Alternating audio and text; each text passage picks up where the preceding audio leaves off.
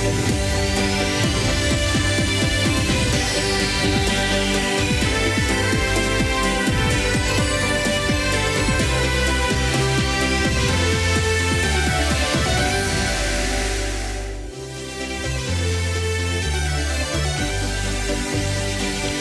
selamat malam pemirsa. 1 orang tewas akibat cuaca ekstrim yang menerpa Jakarta, Banten, dan Jawa Barat.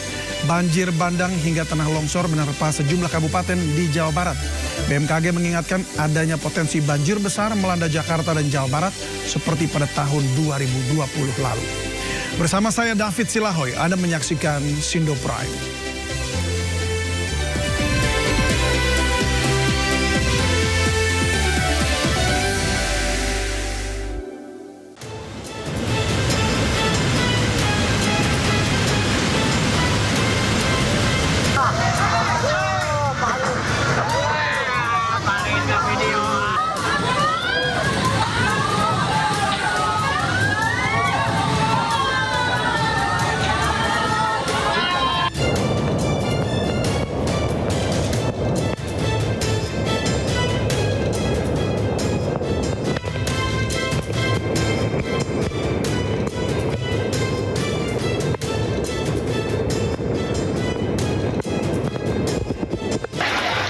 Kejadian debit air dari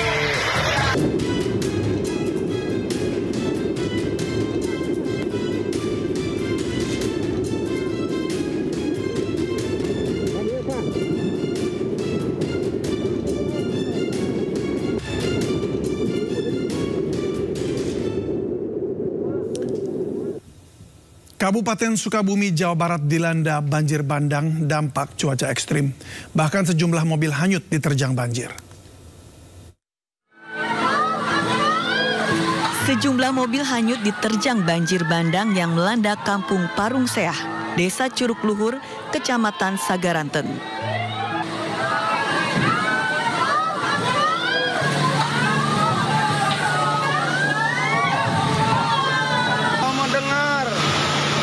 Banjir juga menerjang Kampung Cierih.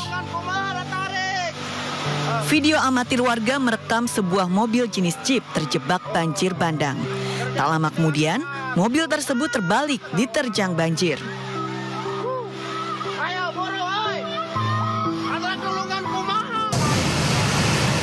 dari Cai Kaso, guys. Kecamatan Sagaranten menjadi salah satu wilayah di Sukabumi yang diterjang banjir. Cuaca ekstrim sejak kemarin akibatkan sejumlah sungai meluap. Aktivitas warga pun terhambat karena bencana ini. BPBD Sukabumi telah berkoordinasi dengan aparat setempat dan warga untuk mendata kerusakan. Tim Liputan iNews melaporkan. Bangunan semuanya hancur kena banjir. Banjir besar mengepung sejumlah wilayah di Kabupaten Pelabuhan Ratu, Kabupaten Sukabumi, Jawa Barat. Proses evakuasi warga yang terjebak banjir berlangsung dramatis di tengah cuaca ekstrim.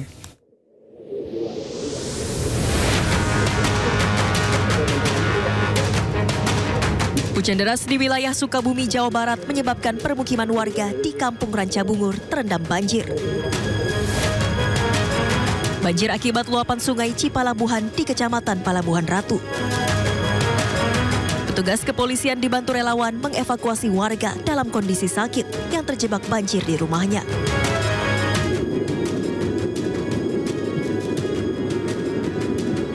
Proses evakuasi warga berlangsung dramatis.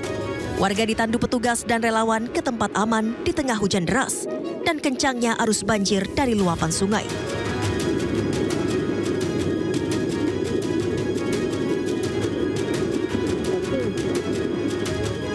Hingga saat ini petugas gabungan masih bersiaga untuk memastikan keamanan warga serta memantau potensi banjir susulan.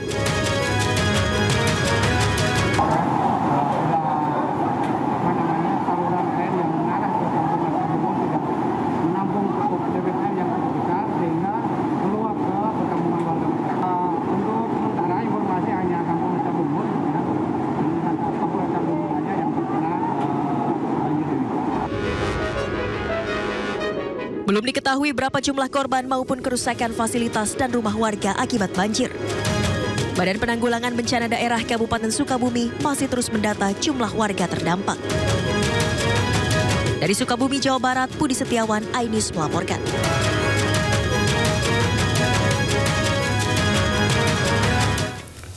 Curah hujan tinggi dan banjir bandang yang terjadi di Kabupaten Sukabumi membuat jembatan ambruk dan akses jalan terputus. Hingga kini 7 titik di wilayah Pelabuhan Ratu masih terputus. Info terkini guys, jembatan Cisantri ambruk. Jembatannya ambruk guys, tidak bisa lewat. Jembatan Cisantri yang terletak di jalur Ciletuh Pelabuhan Ratu, Sukabumi, Jawa Barat putus. Putusnya jembatan diakibatkan banjir bandang luapan Sungai Cikaso. Kemanapun, info terkini hati-hati yang berkendara lewat Pelabuhan Ratu, Jalan Geopark Ciletuh. Bawa pelan-pelan, banyak longsor. Akibat putusnya jembatan, akses jalan menuju ke arah Pelabuhan Ratu dan Geopark Ciletuh terputus.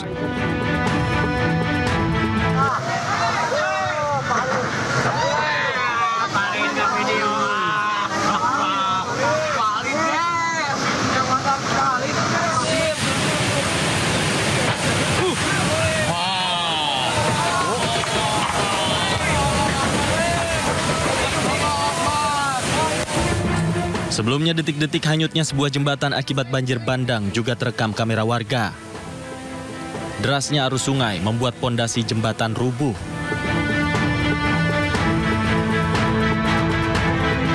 Tak hanya derasnya arus sungai, kondisi banjir juga diperparah oleh curah hujan yang tinggi dan angin kencang. Akibat banjir bandang luapan Sungai Cikaso, terdapat 7 titik di Kabupaten Sukabumi yang terputus. Dari Kabupaten Sukabumi, Jawa Barat, Tim Liputan iNews melaporkan.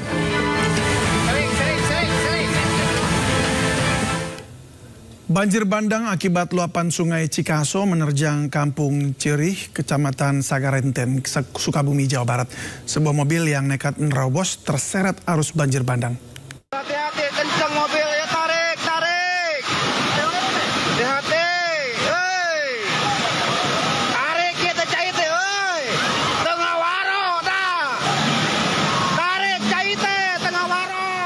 Video amatir warga merekam detik-detik sebuah mobil jenis Jeep yang nekat menerabas banjir bandang di Kampung Ciceri, Kecamatan Sagaraten, Sukabumi, Jawa Barat. Keluar!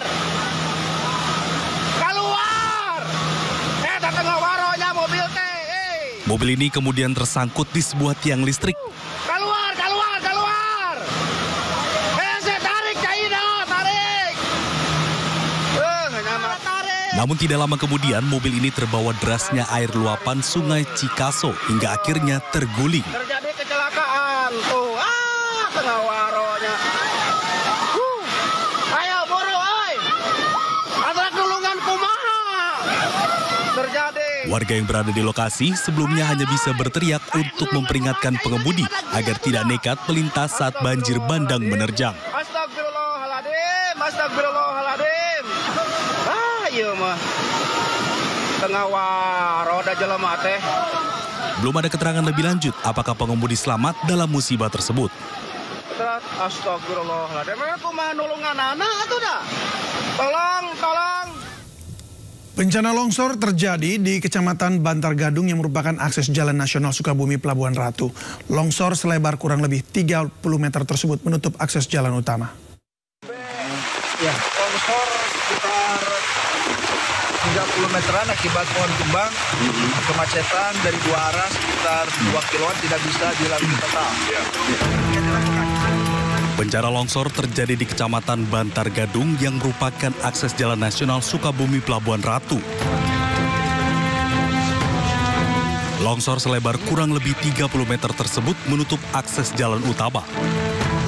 Longsor akibat cuaca ekstrim yang terjadi sejak awal Desember ini. Longsor terjadi Rabu pagi saat hujan deras mengguyur wilayah Bantar Gadung dan sekitarnya. Akibat kejadian tersebut terjadi antrean kendaraan sejauh hingga 2 km. Petugas kepolisian telah melakukan buka tutup jalan agar pengendara bisa melintas di lokasi. Sementara petugas gabungan TNI Polri dan pemerintah Kabupaten Sukabumi sudah berada di lokasi untuk membersihkan material longsor yang menutupi badan jalan. Dari Cianjur, Jawa Barat, Muhammad Andi Isyan, iNews melaporkan. Banjir akibat luapan sungai Cilemer di Kabupaten Pandeglang, Banten, memutus akses penghubung 5 desa. Warga pun terpaksa menggunakan perahu dari batang pohon bambu untuk beraktivitas.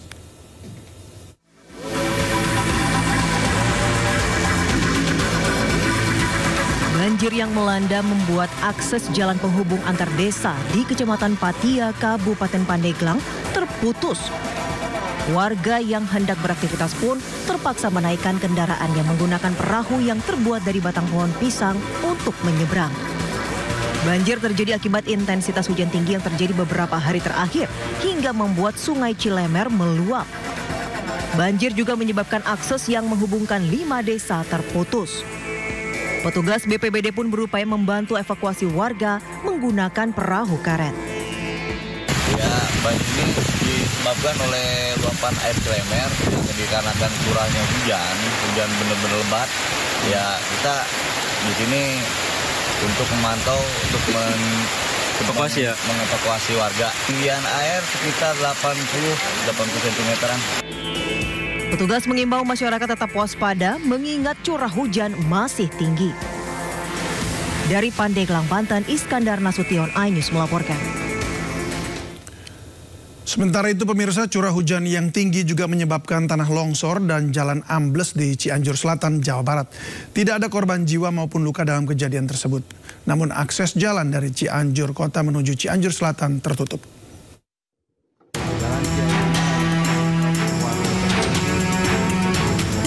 Kondisi tanah longsor menutup sejumlah ruas badan jalan di Cianjur Selatan, Jawa Barat. Tidak hanya tanah longsor, sejumlah ruas jalan provinsi, kabupaten, dan desa juga amblas. Kejadian tersebut terjadi dalam waktu yang bersamaan, yang tersebar di 14 kecamatan dan 25 desa di Kabupaten Cianjur, wilayah selatan. Sejumlah kendaraan roda 4 juga sempat terjebak dan terperosok akibat amblasnya jalan. Bahkan, kendaraan roda 4 diantaranya terseret oleh material longsor.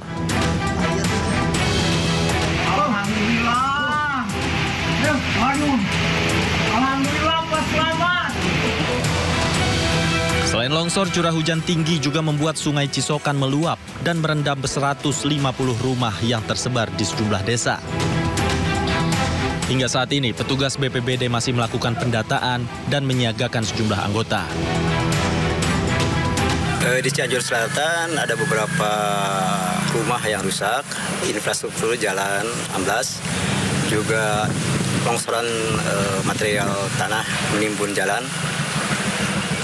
Nah itu Pak, untuk longsor sendiri itu terjadi di berapa titik Pak?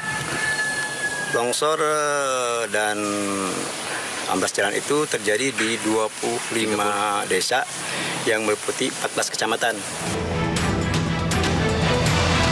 Petugas gabungan masih berupaya untuk mengevakuasi material longsor di wilayah Cianjur Selatan. Dari Cianjur, Jawa Barat, Muhammad Andi Ihsan, iNews melaporkan. Hujan deras yang melanda wilayah Kabupaten Lebak, Banten mengakibatkan tebing setinggi 30 meter longsor dan menimpa sebuah rumah milik salah seorang warga dan rusak parah. Akibat kejadian tersebut, seorang anak meninggal dunia, sementara 1 orang anak lainnya terluka.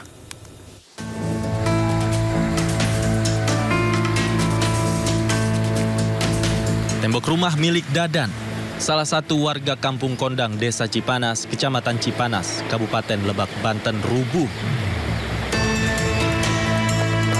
Tembok tersebut jebol usai material tanah dan bongkahan bebatuan dari tebing yang longsor. Hal ini akibat hujan deras selama beberapa hari yang melanda wilayah Kabupaten Lebak. Ambruknya tembok tersebut menimpa 2 orang anak yang tengah berada di dalam ruangan. Seorang anak meninggal dunia, sementara 1 anak lainnya mengalami luka-luka dan dirawat di rumah sakit. Tahu-tahu dah longsor kayak gini, anak ada di dalam. Jadi darah bingung mau mendapetin anak di dalam tanah di timpah tembok itu kan ya.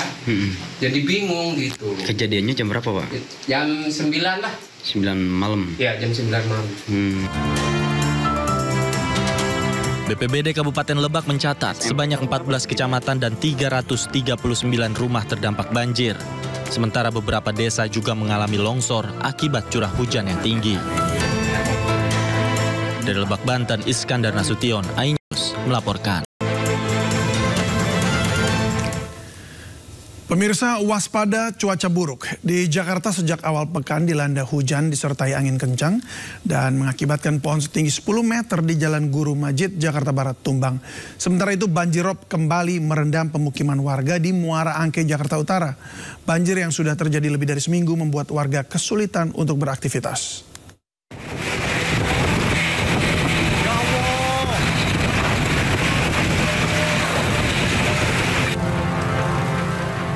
Angin kencang yang terjadi di Jakarta menumbangkan sebuah pohon waru setinggi 10 meter hingga tidak bisa dilalui kendaraan. Batang pohon yang tumbang juga menimpa kabel penerangan jalan umum. Petugas gabungan dari PPSU Pertamanan, Pemadam Kebakaran serta BPBD Jakarta Barat langsung melakukan pemotongan batang pohon besar ini untuk mengurai kemacetan. Ini merupakan pohon keempat yang tumbang di sekitar lokasi dalam minggu ini, selain karena angin kencang, diduga karena usia pohon yang sudah tua. Sementara itu, banjir rob kembali merendam pemukiman warga di Muara Angke Pluit, Penjaringan, Jakarta Utara.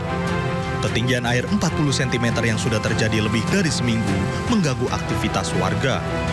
150 kepala keluarga dengan 200 jiwa yang terdampak banjir rob, sebagian warga memilih untuk mengungsi karena banjir akan surut di sore hari dan kembali tinggi di pagi hari. Sebelumnya, BPBD Jakarta memberikan peringatan waspada akan adanya banjir di pesisir utara Jakarta hingga 6 Desember 2024. Tim Liputan iNews melaporkan. Cuaca buruk juga mengakibatkan Pelabuhan Merak, Banten sempat ditutup. Meski telah dibuka, namun antrean ratusan truk di Pelabuhan Merak masih terjadi.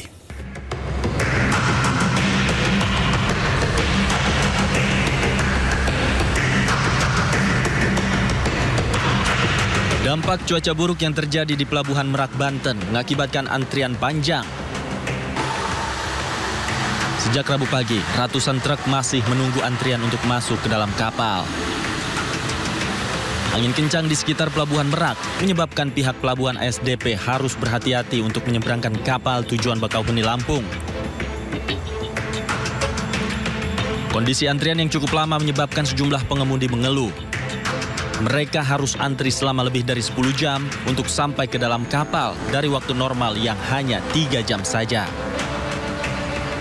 Seperti apa sih Pak, Bapak pengantarannya?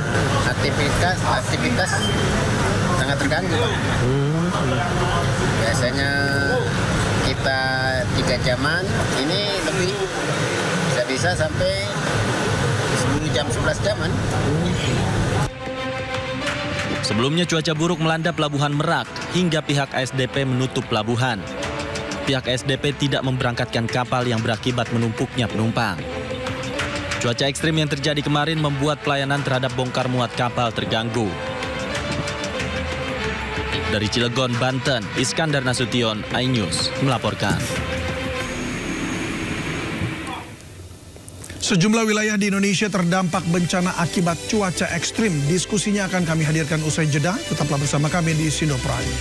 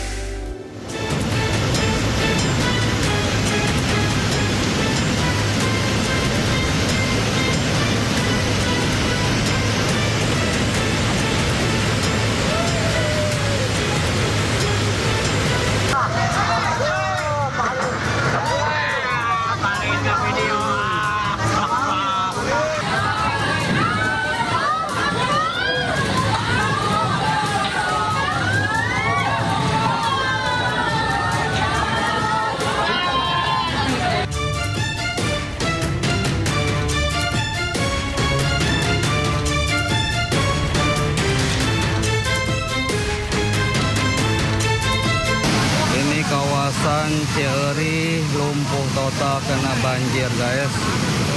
Wilayah dari Caikaso guys.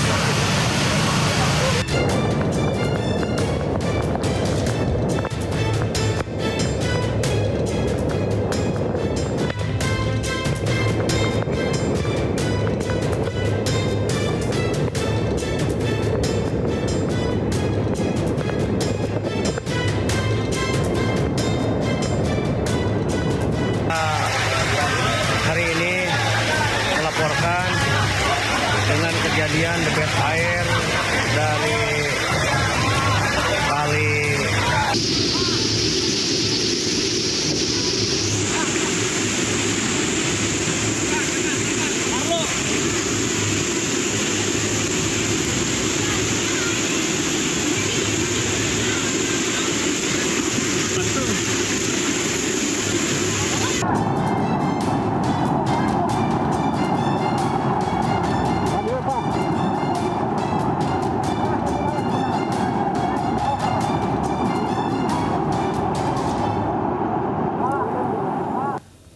Banjir bandang akibat luapan sungai Cikaso menerjang kampung Cirih, Kecamatan Sagarenten, Sukabumi, Jawa Barat. Sebuah mobil yang nekat menerobos terseret arus banjir bandang. Hati-hati, kencang mobil ya, tarik. Hati-hati, tarik kita cait hei. Tengah waro dah. Tarik cait tengah waro. Video amatir warga merekam detik-detik sebuah mobil jenis Jeep yang nekat menerabas banjir bandang di Kampung Ciceri, Kecamatan Sagaraten, Sukabumi, Jawa Barat. Keluar! Tengah waronya mobil teh. Mobil ini kemudian tersangkut di sebuah tiang listrik. Keluar! Tarik Caida, tarik! Namun tidak lama kemudian mobil ini terbawa derasnya air luapan sungai Cikaso hingga akhirnya terguling. Terjadi kecelakaan tuh. Tengah waronya. Ayo buru, oi. Ada dulungan kumaha. Terjadi. Warga yang berada di lokasi sebelumnya hanya bisa berteriak untuk memperingatkan pengemudi agar tidak nekat melintas saat banjir bandang menerjang. Astagfirullahaladzim. Iya mah. Tengah waro da jelema teh. Belum ada keterangan lebih lanjut apakah pengemudi selamat dalam musibah tersebut. Astagfirullahaladzim. Aku mah nulungan anak atuh dah. Tolong. Curah hujan tinggi dan banjir bandang yang terjadi di Kabupaten Sukabumi membuat jembatan ambruk dan akses jalan terputus. Hingga kini 7 titik di wilayah Pelabuhan Ratu masih terputus. Info terkini guys, jembatan Cisantri ambruk. Jembatannya ambruk guys, tidak bisa lewat. Jembatan Cisantri yang terletak di jalur Ciletuh Pelabuhan Ratu, Sukabumi, Jawa Barat putus. Putusnya jembatan diakibatkan banjir bandang luapan sungai Cikaso. Kemanapun, info terkini hati-hati yang berkendara lewat Pelabuhan Ratu, Jalan Geopark Ciletuh. Bawa pelan-pelan, banyak longsor. Akibat putusnya jembatan, akses jalan menuju ke arah Pelabuhan Ratu dan Geopark Ciletuh terputus.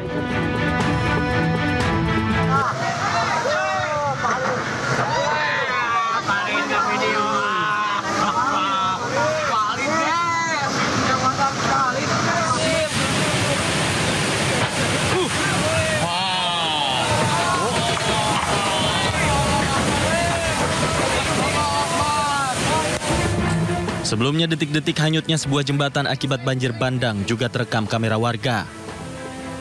Derasnya arus sungai membuat pondasi jembatan rubuh.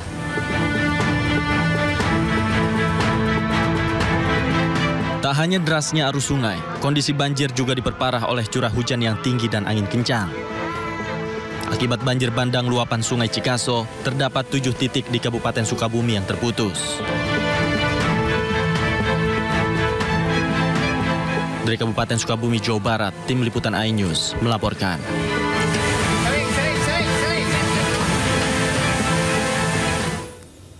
Kabupaten Sukabumi dilanda banjir bandang dan tanah longsor akibat cuaca ekstrim. Dan dilaporkan hujan deras terjadi sejak Selasa malam. Selain banjir bandang, Kabupaten Sukabumi juga dilanda bencana tanah longsor, tepatnya di Kecamatan Bantar Gadung. Dan menurut informasi warga setempat, tanah longsor terjadi pada pukul 4 subuh dan setengah 9 pagi. Akibat tanah longsor tersebut, akses jalan terputus. Dan proses evakuasi untuk memindahkan dan membersihkan jalan dari pohon tumbang hingga saat ini masih terus dilakukan.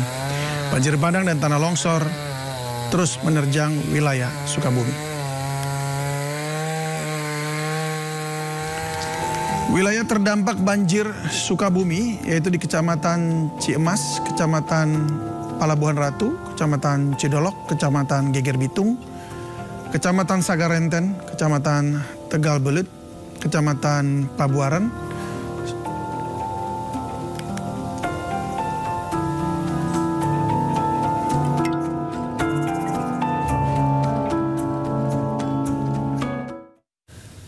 setidaknya 20 kecamatan terdampak bencana banjir, longsor, dan tanah bergerak di Kabupaten Sukabumi, Jawa Barat.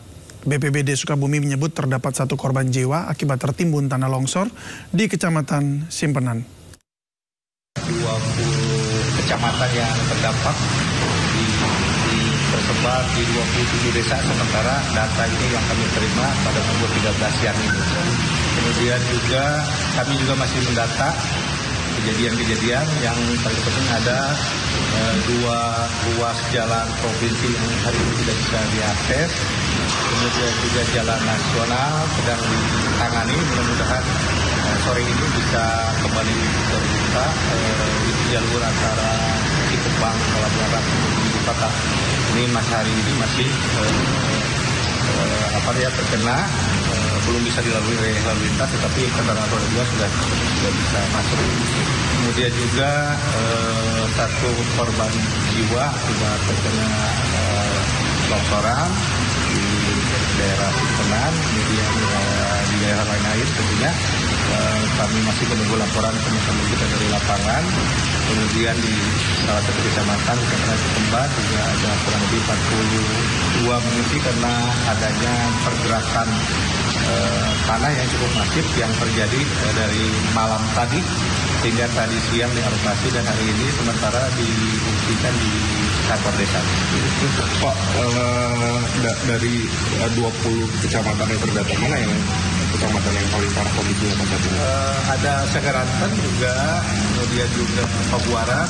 Sementara Pabuaran kami mendapatkan laporan dari Pak Camatnya baru 70 yang baru teridentifikasi, tapi kemungkinan bisa bertambah karena memang tadi ada banyak laporan yang tentunya hari ini kondisi airnya masih tinggi sehingga belum data sepenuhnya bisa diambil oleh teman-teman kita di lapangan. Hujan kan masih turun Pak, ada himbauan Pak? Ya tentunya melalui dampak, kebetulan kita Kabupaten Sukabumi sudah menetapkan siaga hidrometeorologi dan di 3 hari ke depan perkiraan BMKG curah hujan mungkin akan masih cukup tinggi tentunya. Harap masyarakat, pemerintah kecamatan, pemerintah desa juga mengimbau warganya juga apabila yang di wilayahnya dikhawatirkan akan terjadi longsor kemudian ataupun banjir untuk segera melakukan tindakan sesuai dengan edaran yang sudah diberikan Pak Bupati sebelumnya pada saat penetapan siaga hidrometeorologi. Banjir besar mengepung sejumlah wilayah di Kabupaten Palabuhan Ratu, Kabupaten Sukabumi, Jawa Barat. Proses evakuasi warga yang terjebak banjir berlangsung dramatis di tengah cuaca ekstrim.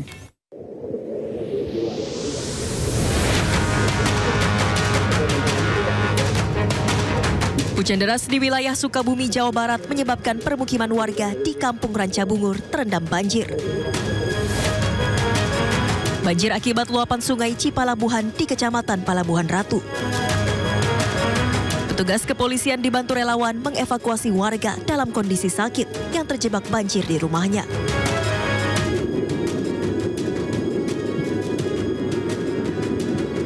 Proses evakuasi warga berlangsung dramatis. Warga ditandu petugas dan relawan ke tempat aman di tengah hujan deras dan kencangnya arus banjir dari luapan sungai.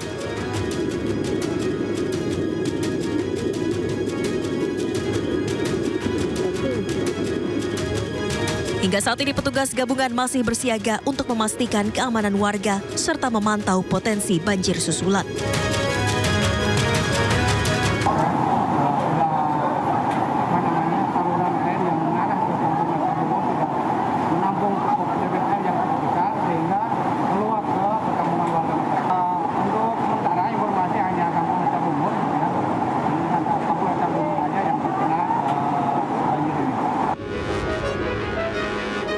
Belum diketahui berapa jumlah korban maupun kerusakan fasilitas dan rumah warga akibat banjir. Badan Penanggulangan Bencana Daerah Kabupaten Sukabumi masih terus mendata jumlah warga terdampak. Dari Sukabumi, Jawa Barat, Budi Setiawan, iNews melaporkan. Ya, sejumlah video amatir beredar di media sosial. Video ini menunjukkan betapa mengerikannya bencana banjir bandang yang melanda kawasan Sukabumi. Mobil hati-hati, kencang mobil ya, tarik. Ya, ini adalah detik-detik mengerikan kala sebuah mobil nekat menerobos banjir bandang di Sukabumi. Dari video amatir yang beredar terdengar warga telah berteriak meminta agar penumpang yang ada dalam mobil segera keluar dan meninggalkan kendaraannya mengingat arus deras yang terjadi bisa sangat membahayakan. Alhasil mobil yang nekat menerjang arus banjir akibat luapan sungai Cikaso ini harus tersangkut di sebuah tiang, kemudian terseret arus, terguling. Dan saat ini kita belum tahu bagaimana kabar dari penumpang di dalamnya.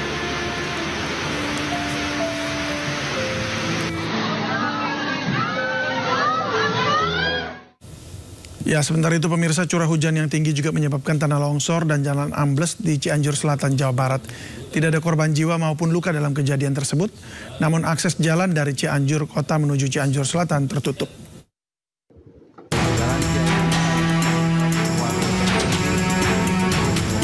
Kondisi tanah longsor menutup sejumlah ruas badan jalan di Cianjur Selatan, Jawa Barat. Tidak hanya tanah longsor, sejumlah ruas jalan provinsi, kabupaten, dan desa juga amblas. Kejadian tersebut terjadi dalam waktu yang bersamaan, yang tersebar di 14 kecamatan dan 25 desa di Kabupaten Cianjur, wilayah selatan. Sejumlah kendaraan roda 4 juga sempat terjebak dan terperosok akibat amblasnya jalan. Bahkan, kendaraan roda 4 diantaranya terseret oleh material longsor.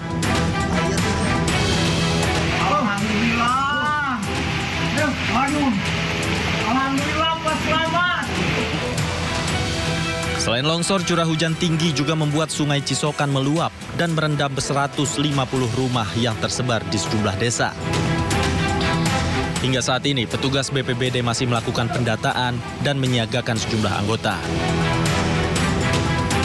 Di Cianjur Selatan ada beberapa rumah yang rusak, infrastruktur jalan amblas, juga longsoran material tanah menimbun jalan. Nah itu Pak, untuk longsor sendiri itu terjadi di berapa titik Pak? Longsor dan amblas jalan itu terjadi di 25 desa yang meliputi 14 kecamatan. Petugas gabungan masih berupaya untuk mengevakuasi material longsor di wilayah Cianjur Selatan. Dari Cianjur, Jawa Barat, Muhammad Andi Ihsan, iNews melaporkan.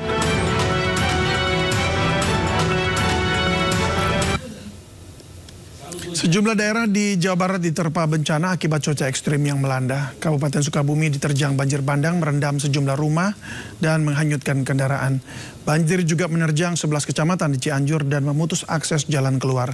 Seperti apa penanganan evakuasi dan pengungsian warga serta bagaimana mengantisipasi adanya cuaca ekstrim lanjutan?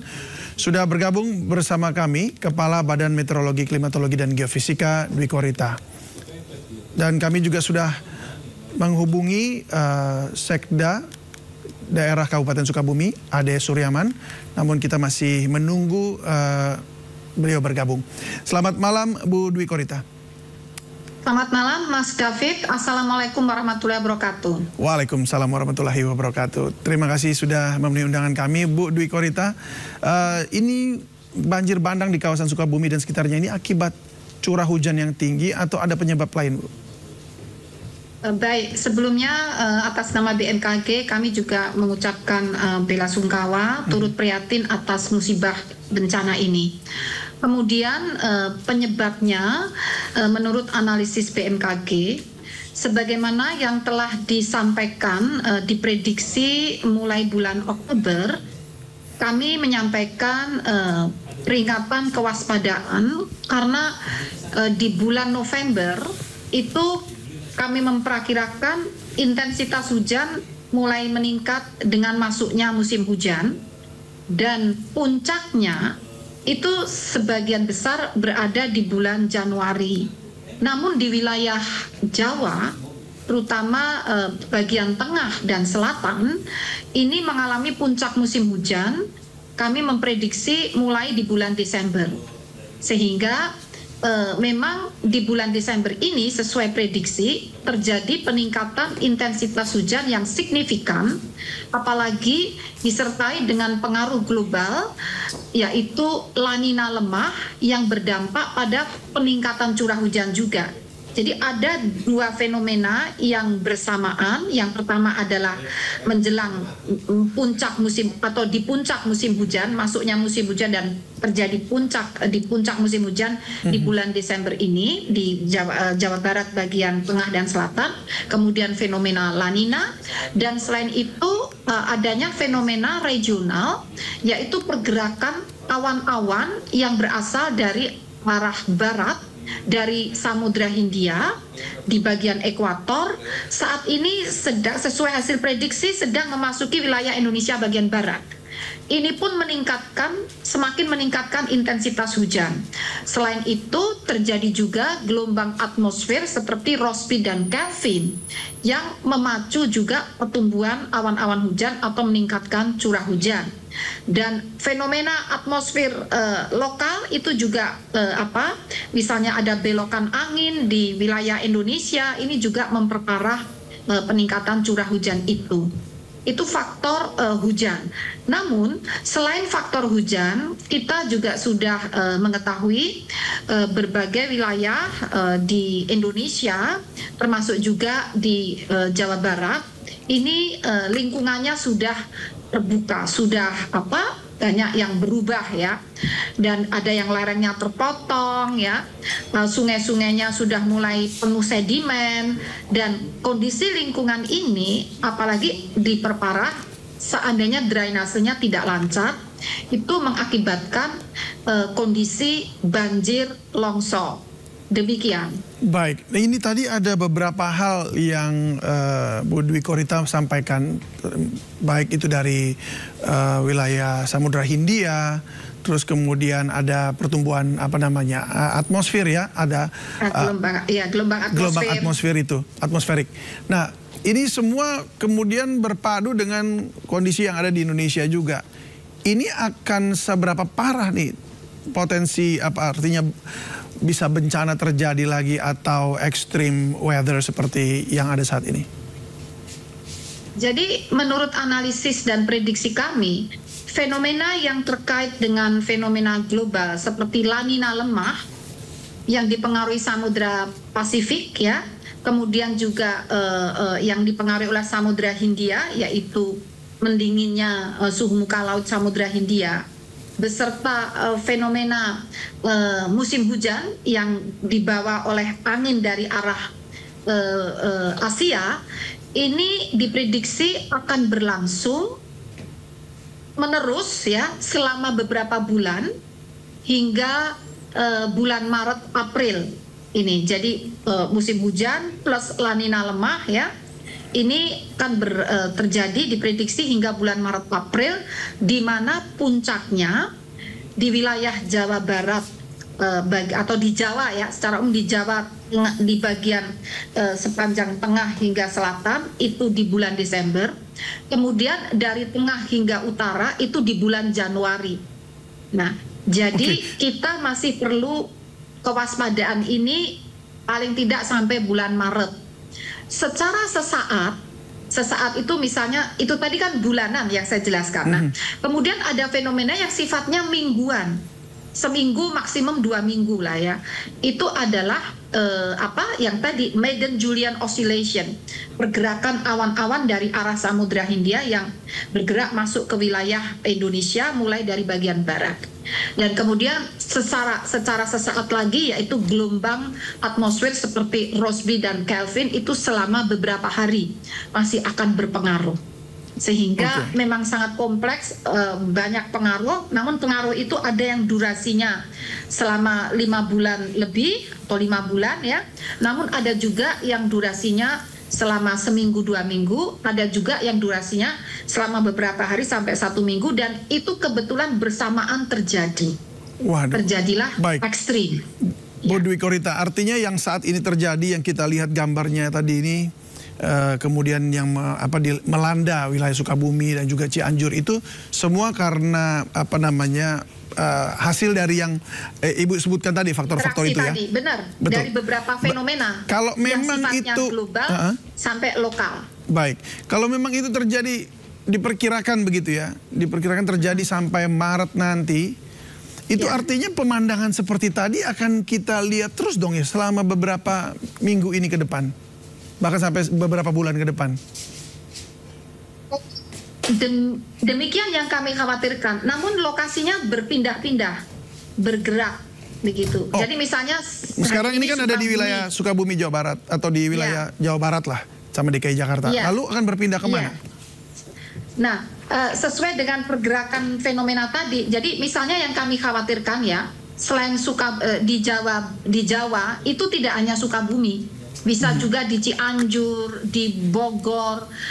Jawa Barat itu dari katalog data kami ini yang paling rawan dari segi seringnya dilanda bencana hidrometeorologi.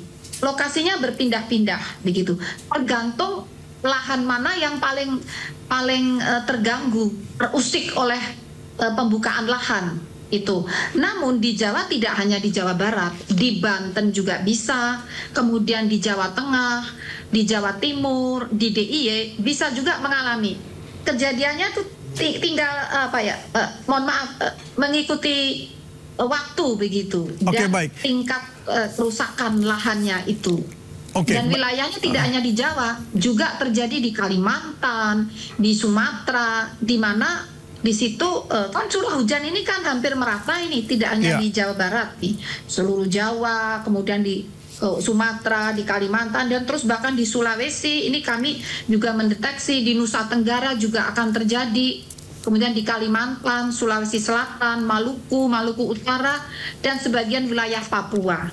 Mohon maaf, hampir merata. Hampir merata ya. Nah, Bu, tapi begini, tadi Bu Dwi Korita bilang bahwa ini kemudian seperti gelombang begitu, dia akan mengalir begitu ya, arti kemana tergantung dari cuacanya. Nah, kalau dari perakiraan cuaca atau mungkin dari pengamatan ya, itu setelah dari Jawa Barat ini, wilayah mana lagi, kemudian mana lagi yang akan kemudian terkena dampak itu secara bergiliran?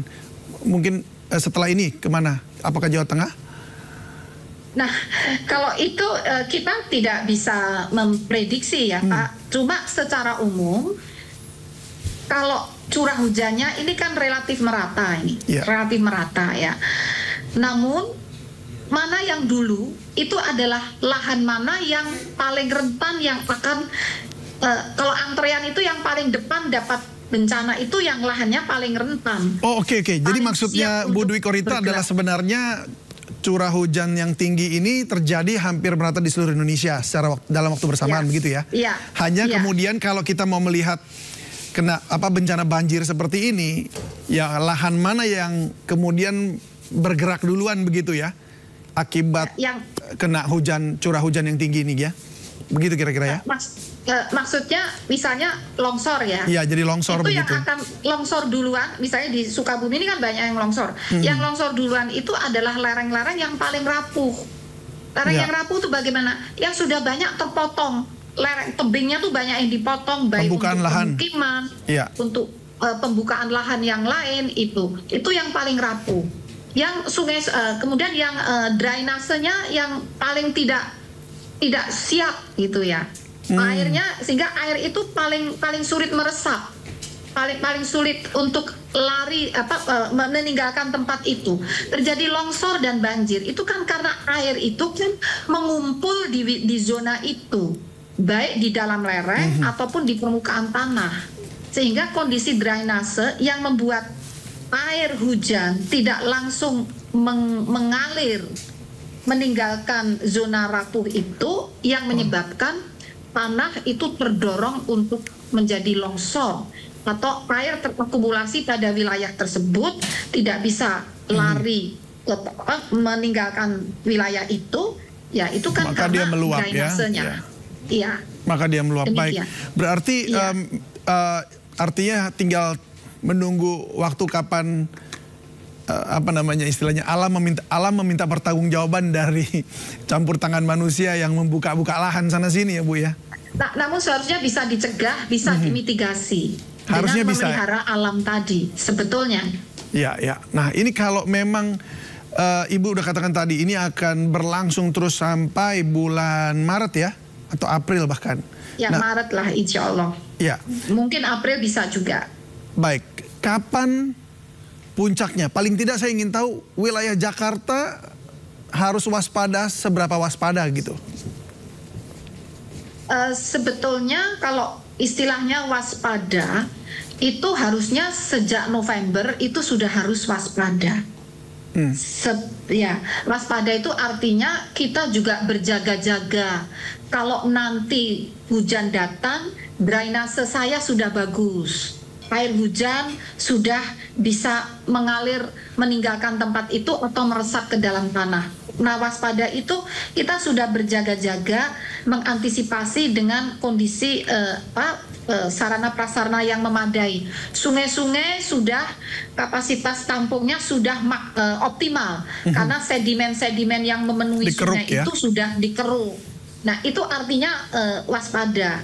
Nah, kalau sekarang sudah masuk Desember, ini kan sebagian di bagian Pulau Jawa bagian tengah ke selatan, ini kan sudah mengalami puncak musim hujan. Itu levelnya udah siaga untuk penyelamatan. Artinya udah jaga-jaga. Ini kalau ada peringatan dini dari BMKG, kan kami keluarkan peringatan dini seminggu sebelum kejadian, diulangi 3 hari sebelum kejadian, dan sampai 3 jam sebelum kejadian. Nah, siaga itu sudah menunggu peringatan dini BMKG. Begitu siaga hujan ekstrim, mengevakuasi diri meninggalkan zona yang rawan banjir.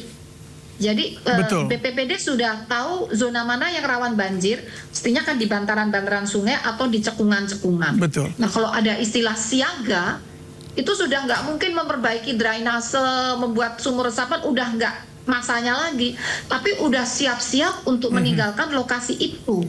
Bahkan jalan yang bahaya itu sudah mulai ditutup, yang sudah teridentifikasi itu biasanya akan banjir. Lereng-lereng yang rawan longsor itu sudah kita tahu ini nanti lereng akan longsor, diprediksi diturap begitu ya. Jalannya ditutup, jangan lewat ke situ. Itu maksudnya siaga seperti itu. Betul. Memang kalau kita lihat Bu dari gambar, oke, saya minta rekan-rekan produser untuk memperlihatkan gambar tadi mobil yang berusaha untuk melewati wilayah banjir yang terseret itu. Kita lihat ini begitu deras gambar ini. Boleh di-play teman-teman? Ya, saya melihat itu. Itu ya, di tadi sungai, itu ya. Nah, mobil itu terguling dan di situ masih terdengar suara banyak sekali warga yang berada di situ.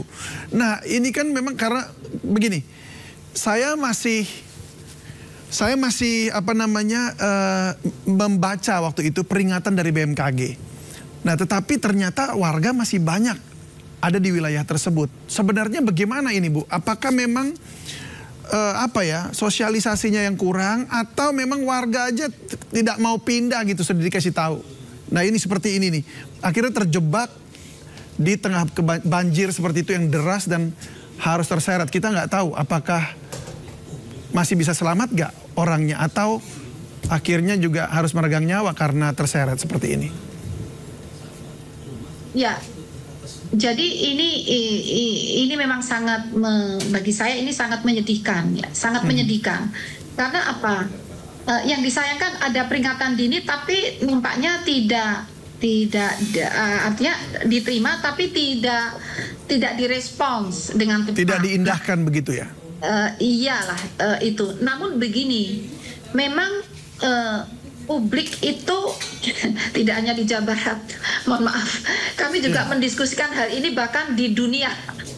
Kecenderungan terutama di negara-negara yang seperti kita ini kadang kurang serius memperhatikan itu, ya. Atau tadi sebenarnya solusinya adalah sebaiknya jalan itu kalau ada peringatan dini segera ditutup biar nggak ada yang lewat di situ. Jadi sebetulnya kalau sudah ada peringatan dini, sebelum peringatan dini itu semestinya pemerintah daerah setempat, misalnya melalui BPBD, itu sudah mengerti lahan yang rawan nanti kalau banjir yang akan tergenang mana, itu sudah tahu. Bahkan BNPB itu sudah memberikan aplikasi Inaris. Jadi dengan aplikasi BNPB itu kita misalnya berdiri di sini ya, itu akan menunjukkan di sini awas rawan banjir loh. Oh di sini rawan longsor. Jadi kalau tahu itu, begitu ada peringatan dini cuaca ekstrim, sebaiknya kita segera meninggalkan tempat itu, atau aparat setempat itu menutup lokasi itu. Itu dia. Lokasi itu. Harusnya ada juga koordinasi dengan aparat setempat ya. Betul. Baik itu mungkin setelah menerima informasi dari BMKG, baik itu BPBD maupun pihak kepolisian setempat begitu ya. Iya. Cuma ini memang tampaknya warga juga kurang, mungkin bagaimana, kurang bekerja sama tampaknya ya untuk mengindahkan pemberitahuan dari BMKG. Akibatnya memang kita lihat begitu banyak rumah terendam dan juga banyak sekali kendaraan yang hanyut. Bu, terakhir Bu, boleh sedikit review ya, jika melihat bencana yang terjadi tahun 2020, apakah ini lebih parah atau kita akan menghadapi yang lebih parah lagi nanti? Sebelum itu saya mohon maaf, kalau melihat gambarnya ini rasanya kapasitas warga untuk menghindar dari situ sangat lemah, sangat kecil. Jadi harusnya ada dukungan dari pemerintah setempat karena begitu luasnya. Jadi ini nampaknya bukan hanya lokal tingkat rumahan ya.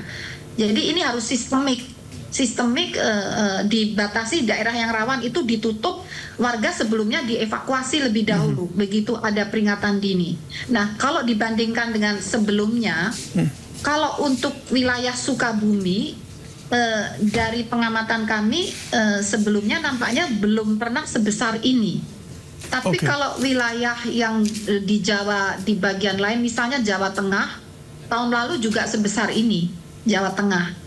Tapi kalau untuk Sukabumi dari catatan sebatas pemahaman kami baru kali ini untuk Sukabumi ya.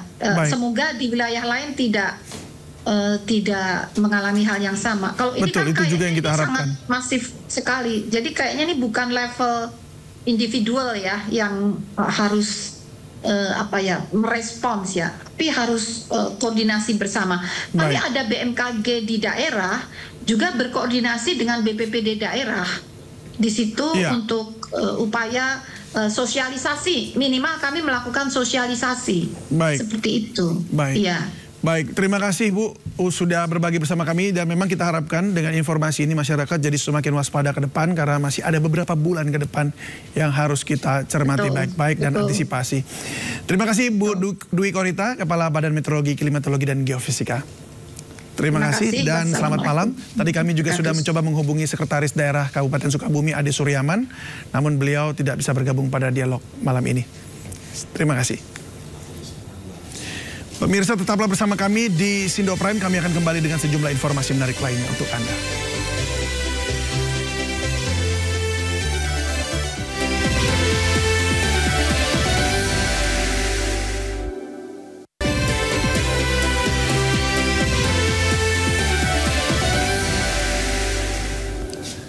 Pendakwa sekaligus utusan khusus Presiden bidang kerukunan beragama Gus Miftah menjadi sorotan publik usai videonya yang mengolok pedagang es di acara pengajian viral di media sosial.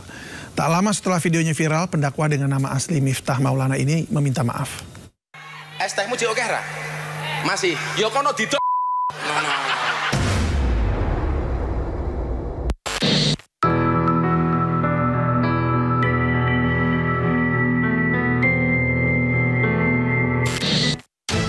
Pendakwa Miftah Maulana Habibur Rahman alias Gus Miftah membuat geger usai video dirinya yang diduga mengolok penjual es teh di sebuah acara pengajian viral di media sosial.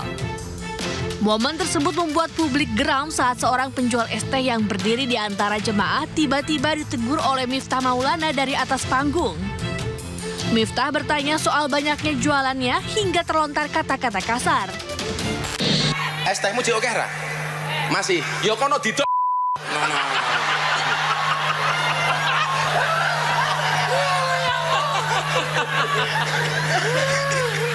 Dolen dhisik, engko lak rong payu wis takdir.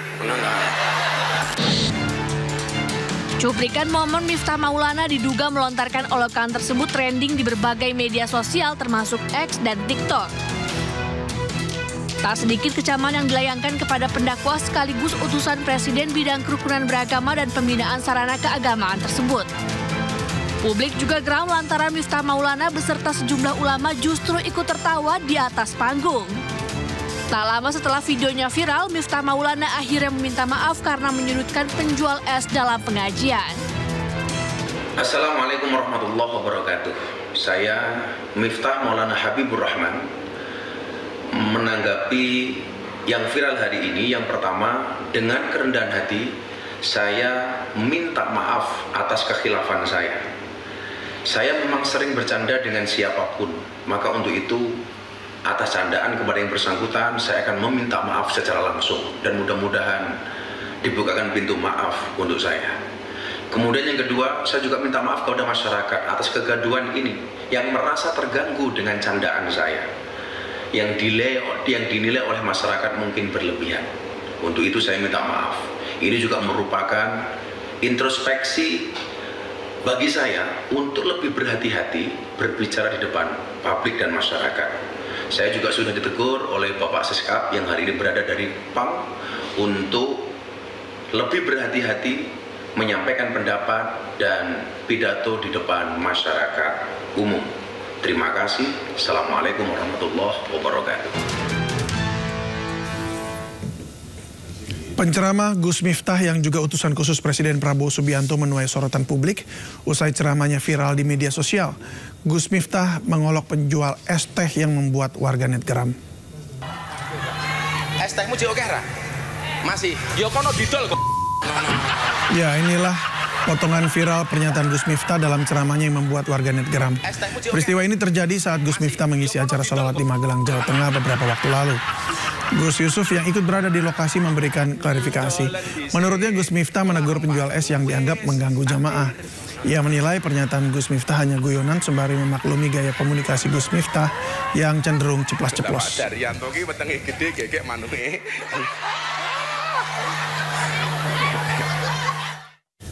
Sementara itu, Partai Gerindra melalui akun Instagramnya meminta Gus Miftah untuk meminta maaf setelah mengolok-olok pedagang es teh dalam sebuah acara di Magelang. Menurut Gerindra, pernyataan Gus Miftah itu tidak sesuai dengan ajaran dan keinginan Presiden Prabowo. Saya ingatkan ini, saya sangat hormat sama pedagang kaki lima, sama tukang ojol, sama tukang bakso. Si pedagang kaki lima tiap hari keluar, dia dorong itu keringat fisik mencari makan untuk anak dan istrinya. Itu yang kita hormati. Mereka mulia, mereka jujur, mereka halal. Sementara itu, usai viral dan dihujat karena dinilai mencibir penjual es teh, Gus Miftah langsung memborong makanan pedagang keliling. Ia juga meminta maaf atas ucapannya yang tidak pantas kepada penjual es. Sebagai utusan khusus Presiden bidang kerukunan beragama dan pembinaan sarana keagamaan, Gus Miftah mengaku sudah mendapat teguran dari Seskap Teddy Indrawijaya. Bupati wetenge gede. Menanggapi yang viral hari ini, yang pertama, dengan kerendahan hati saya minta maaf atas kekhilafan saya. Saya memang sering bercanda dengan siapapun, maka untuk itu atas candaan kepada yang bersangkutan saya akan meminta maaf secara langsung dan mudah-mudahan dibukakan pintu maaf untuk saya. Selain membuat pernyataan maaf, Gus Miftah juga menemui Suhanji, penjual es teh yang sempat diolok-oloknya. Gus Miftah datang langsung ke kediaman Suhanji di Dusun Gesari, Magelang, Jawa Tengah untuk meminta maaf. Pendakwa berusia 43 tahun itu mengaku hanya bercanda dan tak berniat menyakiti hati pedagang kaki lima.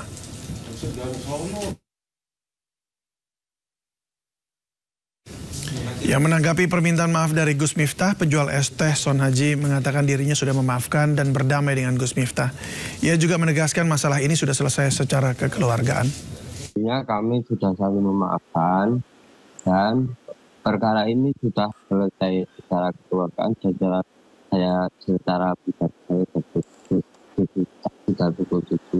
Kami sudah bertatap muka dan saling memaafkan dan kami sudah memaafkan dan Gus Miftah juga telah berjanji tersebut Regolilo sampun saling memaafkan. Juga saya tidak akan melibatkan seluruh masyarakat kepada seluruh masyarakat dan bertandakan masa ini karena masa ini sudah selesai secara keluargaan. Pribadi saya dan Gus Miftah sudah tatapkan secara waktu itu saya tidak akan memperpanjang masa ini karena saya sudah terbaik. Tindakan kontroversial yang dilakukan Gus Miftah juga turut mengundang perhatian Presiden Prabowo Subianto. Kepala Komunikasi Presiden Hasan Nasbi menyebutkan bahwa Presiden sudah memberikan teguran terhadap Gus Miftah untuk meminta maaf kepada Suhan Haji. Hasan Nasbi juga menyebut bahwa Presiden Prabowo sangat menghormati dan menjunjung tinggi adab terhadap siapapun. Perlu kami tekankan di sini bahwa Presiden Prabowo Subianto sangat menghormati dan menjunjung tinggi adab terhadap siapapun, ya. Terhadap rakyat kecil, terhadap pedagang kaki lima, terhadap nelayan, terhadap petani, terhadap siapapun. Melalui Sekretaris Kabinet untuk segera meminta maaf kepada Bapak Suhan Haji yang mungkin saja dan sangat mungkin terluka perasaannya karena kejadian kemarin. Jadi kami juga sudah mendapatkan informasi, Bapak Presiden juga sudah mendapatkan informasi, utusan khusus Presiden sudah mendatangi Bapak Suhan Haji secara langsung ke Desa Banyusari, Kecamatan Gerabak, Kabupaten Magelang, untuk menyampaikan permintaan maaf secara langsung. Dan kami semua, tidak hanya utusan khusus Presiden, mengambil pelajaran yang sangat berharga dari kejadian ini. Bahwa kita memang harus hati-hati dalam mengeluarkan pernyataan, dalam menjaga sikap, apalagi terhadap rakyat kecil yang sedang berjuang, yang sedang memeras keringat untuk memenuhi kehidupan mereka sehari-hari. Di saat ramai viral Gus Miftah, Ustadz Abdul Somad justru membuat sebaliknya. UAS membeli dari pedagang es teh yang berjualan di pengajiannya dan mendoakan para pedagang agar lebih banyak rezekinya. Bolehkah berdagang saat tabligh akbar? Boleh. Kalau tak boleh, mana boleh kakak jual es, ya kak? Boleh, mainkan kak, terus. Tambah lagi. Berapa harga esnya satu kak? 5.000. 1, 2, 3. Kakak pilih siapa yang kakak mau kasih. Ku bayar dari sini.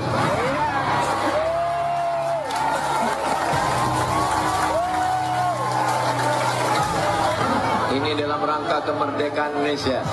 Gambar Pak Presiden Bung Karno Hatta. Laku nih kak, laku. Ini bukan duit main-main. Barakallah, makasih banyak. Jazakumullah. Apalah mimpi kakak malam tadi. Lanjut lagi kak, tambah jualannya lagi. Mudah-mudahan. Sosok Miftah Maulana Habibur Rahman atau lebih akrab disapa Gus Miftah sudah tak asing lagi di mata masyarakat. Sebelum ucapannya pada pedagang es menjadi viral, tindakan pendakwah nyentrik ini memang kerap menuai kontroversi. Es tehmu oke ra? Masih, yo kono didol. Gus Miftah viral di media sosial karena lontaran candaan yang dianggap mengolok-olok ke pedagang es teh di sebuah acara dakwah. Sih, tapi penting. Meski telah meminta maaf atas ucapannya, pendakwa sekaligus utusan khusus Presiden bidang kerukunan beragama tersebut ramai dihujat warganet. Gus Miftah memang dikenal sebagai ulama bergaya nyentrik. Ia juga kerap terlihat dalam lingkungan pergaulan pejabat dan selebritas. Gus Miftah mulai dikenal masyarakat luas setelah berdakwah di sebuah klub malam di Bali pada 2018 lalu. Pada 2021, ia kembali mengundang kontroversi usai berorasi di peresmian Gereja Bethel, Indonesia. Tak sampai di situ, tahun 2022, Gus Miftah menggelar pertunjukan wayang di pondok pesantren. Tindakannya ini diduga untuk menyindir Ustadz Khalid Bassalamah yang menyebut wayang haram. Gus Miftah juga pernah viral karena menoyor kepala sang istri, Ning Astuti, saat menyaksikan sebuah konser. Pemirsa, tetaplah bersama kami di Sindo Prime. Kami akan kembali dengan sejumlah informasi menarik lain. Tetaplah.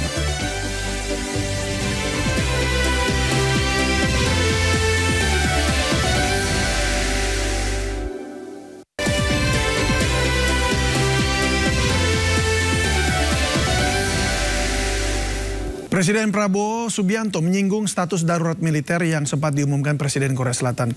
Prabowo mengimbau masyarakat Indonesia agar tak lengah agar kondisi geopolitik tersebut. Kalau tidak salah tadi malam pemerintah Korea Selatan menyatakan keadaan darurat di Korea. Jadi saudara-saudara, marilah kita jangan terlalu lengah, jangan terlalu santai. Kita non-blok, kita tidak memihak, kita menghormati semua negara. Itu maunya kita. Tapi saudara-saudara, 40% dari seluruh perdagangan dunia lewat lautan Indonesia. 40% seluruh perdagangan seluruh dunia lewat perairan kita. 70% energi Tiongkok, Korea, dan Jepang lewat perairan Indonesia. Bisakah kira-kira kalau terjadi perang besar, bisakah kita tidak terseret? Untuk itu kita butuh kepemimpinan politik yang handal. Dan kepemimpinan politik yang saya maksud bukan kepemimpinan politik yang hanya dari pemerintah. Dan untuk itu perlu ada kerukunan, perlu ada jiwa besar dari semua kalangan. Pemirsa, usai Sudah Sindo Prime pada hari ini, jangan lupa Anda bisa mendapatkan informasi terkini dan terbaru melalui portal yang menghadirkan berita daerah, berita nasional, dan berita internasional di sindonews.com. Saya David Silahoy, selamat malam dan sampai jumpa.